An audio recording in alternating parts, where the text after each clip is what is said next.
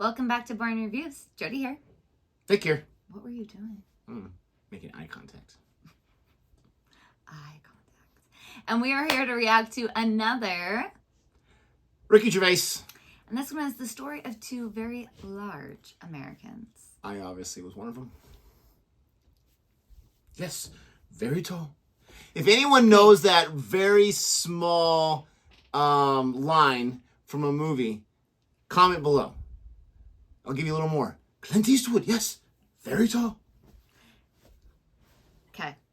I love that you thought large was tall.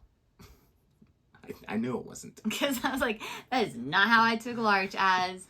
And it could be tall and big. Wide. It could also be that they're just large in the media. Probably not, though. I mean, honestly. He's probably talking about honestly, two large Americans he has sit next to on a plane or something. And if you're not American, or you are, we know the truth about the obesity rates. I find it hard to believe that we're the only country that has high obesity. I think it's running rampant.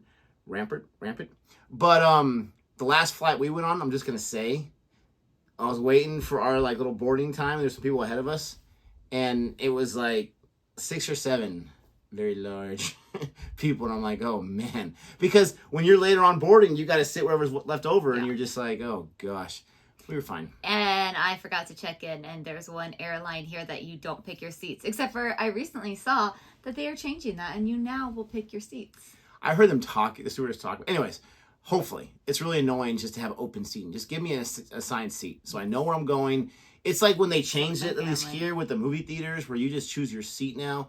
Oh my gosh. I still, to this day, I get so much relief from that previous stress. Yes. Because before you had to get there 30 minutes early, sometimes an hour early, depending on how big the movie was. Make sure you got your seats. With your family. There's nothing worse than, oh my gosh, we got late, or someone got sick, or someone had to use a bathroom, or there was traffic, or whatever it is, and you get there, and all that's left is that front row. And I've done that for a few movies, and it's horrible. Anyways. So, we're going to go and check this out. If you like our reaction video, please don't forget to like this video, subscribe to our channel, and hit that notification bell so you can be aware of our next uploaded video. And we have no idea if it's about being on a plane, but that would just make sense because that would be frustrating. Well, and the seats are so compact in there that you're like... That's the exact reaction you get. Here we go. I was on a plane going from New York to LA. Nice. And they've got proper fat people in America. Oh, really? They put ours to shame. Really. You see one and you think, oh, it's a fat person. I've seen that. We got them in England. Yeah, big fat face. What the fuck are they? It's like they've gone, I've got as fat as I possibly can. We need to get an extension. We need to... What the f... Some of them have got shelves. Actually got shelves. They keep biscuits on them. That's so wrong. That's so wrong. But at the same time, we know people like that. Yes. No. I'm just saying, I'm not making fun of his humor. I'm just saying, yeah, oh, man. No, it's bad. And me and my girlfriend were one side of the plane. Okay, then there was the aisle. Then this side were 2 really big fat women, okay? And one was even fatter than the other one, right? In fact, she got on and she went, just blasé, quite loudly, she went, can I have a belt extension? And I went, yeah, sure. Yeah, of course you can, you've earned it, right? So, proper fat. In fact, I was thinking of calling the pilot out and going, should one of us swap with one of them? Otherwise, we're just going to Canada. I mean... And she was there, okay, and she'd got on the plane with one of those takeaway buckets of fast food. Bucket! I mean, there's your first clue. When did that happen? When did fat people just go and go, oh, fuck it. Treat me like a farm animal. Just... In fact, just strap it to my f***ing head. Give me it in a bucket. How'd you like your meal? In a bucket, please. You sure you don't just want a big plate? I grew out of plates when I was 5, you I want it in a bucket. For fuck's sake. And she's there, and she's chowing down on it, and she turns to her friend and says, this is the best fried chicken I've had all day. Unbelievable. But I'm not having a go. I'm not having a go. Oh, dang. Oh, you're not having a go. Even though it is their own fault, and it is their own fault, I feel sorry for them. Because I found this out, actually, to be fair. I don't know if you know this about fat people. They fucking love cake. They love it. You can't leave a cake out, a fat person. You could have just baked a cake for later, and your neighbour, fat neighbour, could come round. She could still be chewing the last of her lunch, and she'd come in and she'd see the cake and she'd just stop like that, and then she'd look at you like that, and you'll go, "Oh, that's for Brian's birthday." Yeah. Do you want a little bit? Yeah, go on, just a little bit. Yeah, just a little taste. There you go. Oh, thank you. Oh, that is lovely. Oh, that is beautiful. Oh, f*** it. But I blame the food industries, right? Yes. If you go in a supermarket, it's full of that crap. Everything is hydrogenated fats. Everything's got thousands of calories in like a portion. They're injecting calories with calories and deep frying them and sprinkling on fucking calories, okay? Yes. And I think that fat people find that irresistible. They've got no willpower, so I think we've got to help them, okay? And also, have you seen how big the doors are to get into a supermarket? They're quadruple. No one gets too big to get through the door of a supermarket, okay? So, and they open automatically, so no one's using calories by pushing anything, okay? It's a good job they do open automatically, because they're usually glass, and the fat person's seen the cake from down there, and they just do like that, right? And they're grazing like that, right? Keep the door, keep the big door. Come on, fat people, you can all get in. Here they come, I can hear them, here they come, right?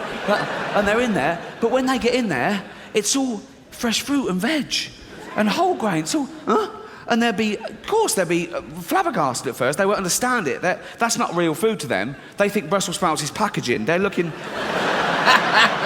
Where's the cake? The cakes are over there. Oh, the cakes are over here. The cakes are over here. Through a human-sized door. Oh. And they go, oh, fucking hell, I can't get in. I can't get the cake. They take their heels off. They're trying to hook some cake.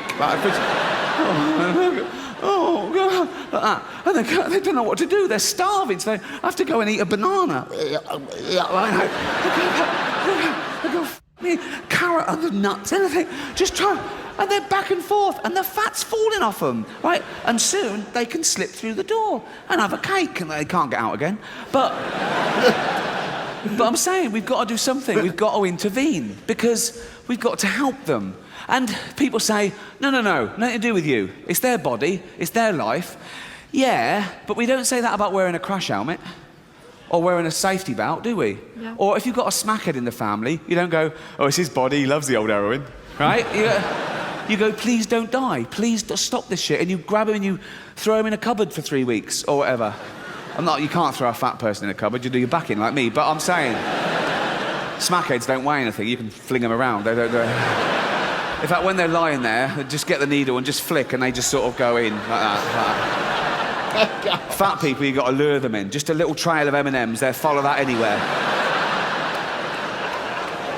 See, I do care. Oh, God.